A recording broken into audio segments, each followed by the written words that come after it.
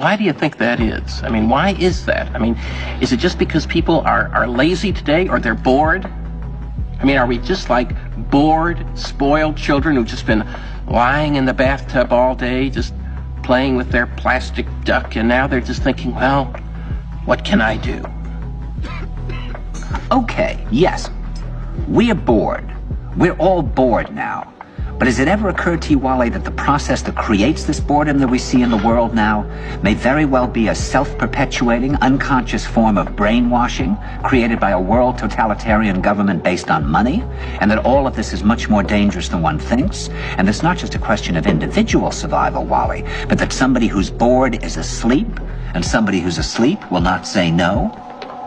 See, I keep meeting these people. I mean, just a few days ago, I met this man whom I greatly admire. He's a Swedish physicist, Gustav Bjornstrand, and he told me that he no longer watches television, he doesn't read newspapers, and he doesn't read magazines. He's completely cut them out of his life because he really does feel that we're living in some kind of Orwellian nightmare now, and that everything that you hear now contributes to turning you into a robot. And when I was at Findhorn, I met this extraordinary English tree expert who had devoted his life to saving trees. Just got back from Washington, lobbying to save the redwoods. He's 84 years old. He always travels with a backpack because he never knows where he's going to be tomorrow. And when I met him at Findhorn, he said to me, "Where are you from?" And I said, "New York." He said, "New York, yes, that's a very interesting place. Do you know a lot of New Yorkers who keep talking about the fact that they want to leave but never do?" And I said, "Oh, yes." And he said, "Why do you think they don't leave?" I gave him different banal theories. He said, "Oh, I don't think it's that way at all."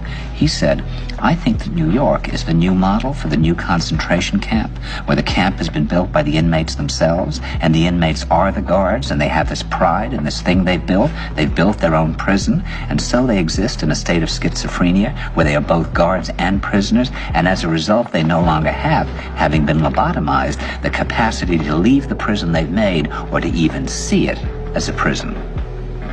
And then he went into his pocket and he took out a seed for a tree and he said, "This is a pine tree." He put it in my hand and he said, "Escape before it's too late." See, actually for 2 or 3 years now, Chiquita and I have had this very unpleasant feeling that we really should get out. And we really feel like Jews in Germany in the late 30s. Get out of here. Of course, the problem is where to go, because it seems quite obvious that the whole world is going in the same direction. See, I think it's quite possible that the 1960s represented the last burst of the human being before he was extinguished, and that this is the beginning of the rest of the future now, that from now on there'll simply be all these robots walking around, feeling nothing, thinking nothing, and there'll be nobody left almost to remind them that there once was a species called a human being, with feelings and thoughts, and that history and memory are right now being erased, and soon nobody will really remember that life existed on the planet.